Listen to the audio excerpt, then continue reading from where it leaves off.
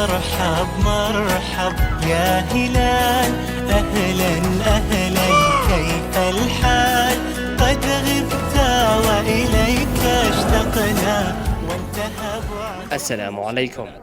kulanti wacan oo wanaagsan daawadayaal rabadaanul kariim rabadaan wanaagsan barnaamijkeena maanta waxaan kaga hadli doonaa macluumaadka S400 systemkan difaaca S400 S500 iyo S300 waxaa farsameeya dhammaantood wadanka Ruushka waa system dhammaystiran oo difaacira taasoo sameeyo wadanka Ruushka waxaan ka hadli doonaa caqabadii ka qabsatay wadanka Turkiga soo iibsashada S400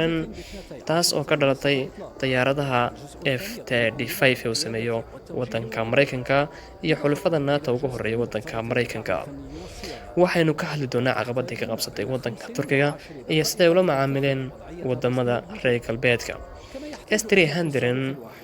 waxaa sameeya wadanka Ruushka san soo sheegnay waxaana iibsaday ilaa 20 wadan oo ku jirto xataa qaar ka mid ah gaashaanbuurta NATO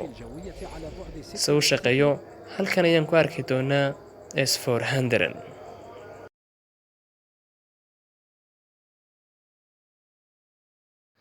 sida idinka muuqata dhawaqa S400 wuxuu gaadhaa 400 kilomitir masaafo ahaan S500 wuxuu gaadhaa 500 kilomitir S300 sidoo kale wuxuu gaadhaa 300 kilomitir halka idinka muuqata dhawaqa wiil ka tirsan baarlamaanka wadanka Mareykanka ayaa aad uga hadlay oo yiri ma ogolaanayno wadanka Mareykanka ma ogolaan doono soo iibsashada S400 ee wadanka Turkiga sidoo kale madaxweyne ku-xigeenka wadanka Mareykanka Michael Pence ayaa sidoo kale sheegay inuunan aqbalaynin soo iibsashada wadanka Turkiga oo soo iibsaday S400 sidoo kale madaxweynaha Turkiga Rajab Tayyip Erdogan ayaa si adag uga hadlay soo iibsashada S400 taana ku macneeyay inaan loo ogolayn wadanka Turkiga oo xurumara wadanka Turkiga wuxuu ilaashan doonaa dhulkiisa iyo baddiisa iyo samcadiisa haddii uu waxa uu doonana uu soo iibsan karaa gudoomiyaha guud ee amniga qaran ee gaashaanbuurta NATO Jens Stoltenberg ninka loo yaqaano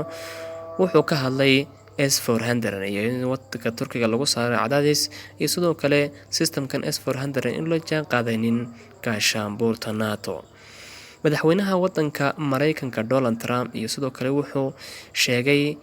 in wadanka Turkiga cadaadis lagu saaray inuu u wareego xagga S400 sidoo kale wuxuu wadanka Turkiga kama iibin doono diyaaradaha F-35 haddaba waxaan eegi doonaa muhiimadda uu leeyahay S400 difaacan cirka wadanka Turkiga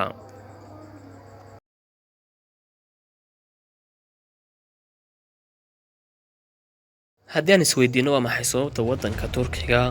oo doontay S400 wadanka Turkiga waxaa soo wajahaysay caqabadooyin ama dhibaatooyin ka haysatay xagga plastic missileska ama gantaallada plastiga iyo faragelin shisheeye wadanka Turkiga wuxuu baaday inuu kordhiyo difaaciisa hawada sidoo kale wadamada jaarka ah waxay dhibaato ka haysatay wadanka Turkiga iyo amnigiisa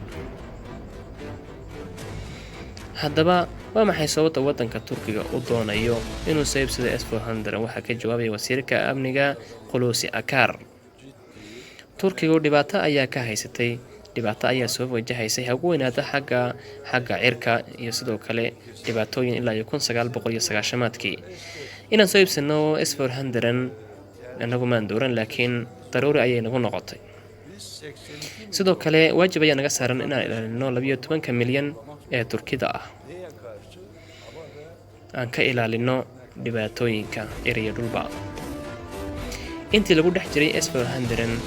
maxaa dhacay wadamadan isbahaystay isku magacaabay NATO wax jawaab kama bixin dalabkii wadanka Turkiga ee ahaa doonista Patriot difaaca hawada muddadan 17 bilood ayay sugayeen gantaaladan Patriot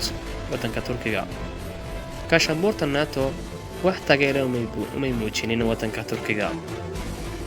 inta ka bacdi wadanka Ruushka ayaa laga helay gacan saaxiibtinimo labada wadan iyo lamada madaxweyne waxay isku raaceen wada hadalka S400